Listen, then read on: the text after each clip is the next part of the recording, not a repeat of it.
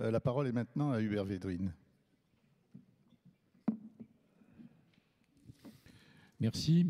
Il y a beaucoup de façons d'entrer dans le sujet aujourd'hui qui est très, très vaste et très ambitieux. Je vais me concentrer sur la question est-ce qu'on peut progresser vers une politique étrangère européenne commune, plus homogène, et je vais me concentrer sur une question de méthode. Moi, j'ai gardé un souvenir décevant, pour ne pas dire plus, du mécanisme classique qui consiste à mettre en avant de grands objectifs, à se référer à de grands principes, puisque tous les Européens sont pour la démocratie, pour la paix, pour l'entente entre les peuples, pour la coopération internationale, pour la prévention des conflits, etc. On part de l'idée en général que l'Europe, puisqu'elle dit qu'elle est une union, donc les Européens sont censés être unis, et dès qu'on avance, on tombe sur des différences.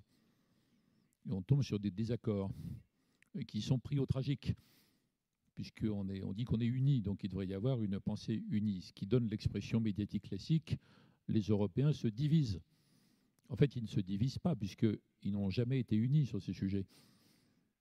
Donc, c'est pas comme s'il y avait une unité constituée et qu'après il y a une division grave. Non, c'est pas le cas. Les Européens continuent d'être ce qu'ils sont. Fédération d'États-nations, nous disait Delors, des États-nations qui sont toujours là, qui seront toujours là dans 50 ans, et surtout avec des histoires différentes, tout à fait estimables, mais différentes, des perceptions différentes, des psychologies différentes. Alors vous avez le discours global, qui est une sorte de superstructure qu'on trouve dans les communiqués, dans les déclarations publiques, et puis dès que vous prenez un sujet, des antagonismes assez sérieux. Et on a du mal à avancer, les résultats sont insuffisants, on n'est pas content, donc on dit à ce moment-là qu'on a nommé les mauvaises personnes dans les postes, ce qui n'est certainement pas le sujet, en fait. Et tout ça est terriblement frustrant, ce qui n'empêche que la machine politique continue à tourner sur elle-même et à fabriquer des proclamations générales, avec un fossé énorme entre ces proclamations et ce que l'Europe a fait en particulier. On trouve toujours 2 ou 3 sujets où l'Europe, entre guillemets, je fais attention aux mots parce qu'on ne sait pas trop ce qu'ils désignent, l'Europe a réussi à se rendre utile dans tel ou tel cas particulier, bien sûr, mais c'est évidemment très très frustrant. Alors moi je pense qu'on devrait adopter une démarche différente. L'objectif est le même, mais démarche différente. Au lieu de parler de division entre Européens, je pense qu'on devrait avoir le courage de reconnaître qu'il est légitime que les différents pays européens, les différentes opinions publiques européennes aient des réactions tout à fait différentes, parfois antagonistes sur certains sujets. On le voit d'ailleurs, chaque fois qu'il y a un grand problème, vous avez au moins 3 groupes en Europe. Regardez par exemple la guerre de Bush en Irak. Vous avez ceux qui étaient pour, ceux qui étaient contre, et ceux qui étaient au milieu, qui essayaient de ne pas choisir. Il y a au minimum 3 groupes sur les sujets compliqués. Prenez Israël-Palestine. Déjà, les Européens ont mis un temps absolument considérable à adopter l'idée pourtant évidente d'un État palestinien. Et depuis qu'ils l'ont adopté, ils arrivent à peu près à rien faire en dehors du rappel du principe. Ou alors c'est une action humanitaire très sympathique, très estimable, mais qui n'est pas importante. Regardez la question de la Russie. Dès qu'on parle relation avec la Russie, entre les pays qui considèrent que c'est un fournisseur énergétique commode et ceux qui considèrent que c'est encore une menace, ce n'est pas du tout la même approche. Regardez la question de la Chine. Est-ce qu'il faut être entièrement accommodant parce que c'est une opportunité économique exceptionnelle, ou est-ce qu'il faut essayer de contester la Chine sur certains points? Avec quel levier? Regardez la question turque.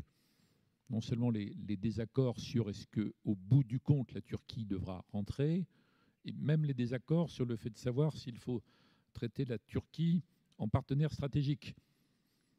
Est-ce que la reconstitution d'une diplomatie turque ambitieuse, est-ce que c'est pour nous une occasion ou une concurrence? Même là-dessus, il y a plusieurs points de vue. Politique africaine, est-ce qu'il faut avoir une politique africaine ou non? Est-ce que ça a un sens d'ailleurs de parler de l'Afrique en général? La place des droits de l'homme, c'est même chose, c'est évident. Est-ce que les droits de l'homme constituent à eux seuls une politique étrangère, oui ou non? Si c'est le cas, est-ce que ça peut être une politique efficace ou est-ce qu'elle est simplement déclaratoire? Si c'est l'élément d'une politique plus vaste, comment se fait la synthèse? Dès qu'il est question d'intervention, autrefois sous le terme d'ingérence, maintenant, heureusement, à partir d'un autre concept, responsabilité de protéger. Même chose, les désaccords rééclatent tout de suite. Sur la réforme des institutions internationales, l'exemple a été cité, est-ce qu'il faut un siège unique pour l'Europe dans différentes instances? À ce moment-là, est-ce que le représentant de l'Europe ne va pas passer son temps à s'abstenir parce qu'il n'aura jamais à temps les instructions pour se déterminer? Ou est-ce qu'au contraire, ça sera un moteur pour fabriquer de l'unité? On ne sait pas très bien. Et finalement, il y a un désaccord central qui est de savoir si l'Europe doit devenir une puissance. Quand les Français disent ça, en général, les autres s'inquiètent un peu. Mais si ça n'est pas une puissance, c'est autre chose, avec toutes les conceptions de l'Europe qui font ressembler l'Europe soit une sorte de grosse organisation non gouvernementale, une sorte de Croix-Rouge internationale, une sorte d'organisation philanthropique, ou alors on met en avant le soft power parce qu'on a peur du power en tant que tel, ou qu'on ne l'a pas. Mais si on va aller dans cette direction, ça pose la question de la défense et de la sécurité. Or, en réalité, les Européens ont confié leur défense et leur sécurité à l'Alliance Atlantique depuis 1948. Bon, je pourrais encore allonger la liste, mais tout le monde a compris ça. Plus la maladie des politiques étrangères modernes, bien sûr, à notre époque, qui est qu'on fait de plus en plus de la politique extérieure à usage intérieur, ce qui les condamne évidemment à l'insignifiance. Donc, ma suggestion par rapport à ça, c'est que, au lieu de proclamer une unité qui est démentie sur les cas concrets, on devrait accepter ce que je viens de décrire et considérer que nous voulons surmonter ces obstacles.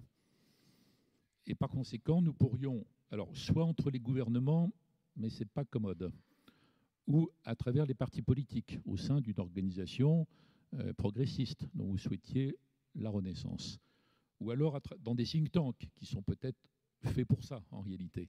On devrait dire sur chacun des sujets quels sont les pays qui présentent les positions les plus antagonistes, les pays ou les courants de pensée ou les partis politiques.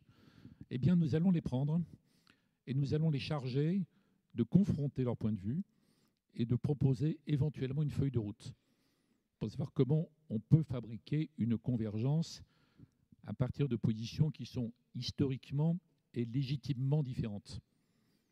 Et après, on se donnerait 1 an, 2 ans, 3 ans pour faire des avancées.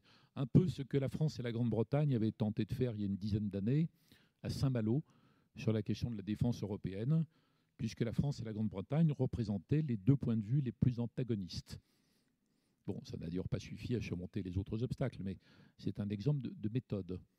Donc là, je crois qu'il y a un champ de travail très intéressant et très important pour des think tanks. C'est évidemment un peu décourageant pour ceux qui croyaient de façon sympathique que l'unité de l'Europe était déjà faite sur ces sujets et que c'était simplement une question de mise en œuvre et de moyens. Eh bien non, je ne crois pas.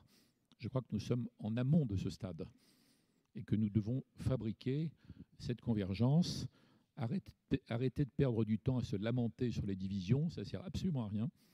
Elles sont là, elles sont profondes, elles sont enracinées, mais trouver une méthode, une pédagogie, un processus politique pour créer comme ça du consensus. On n'est pas obligé de faire tout ça en même temps.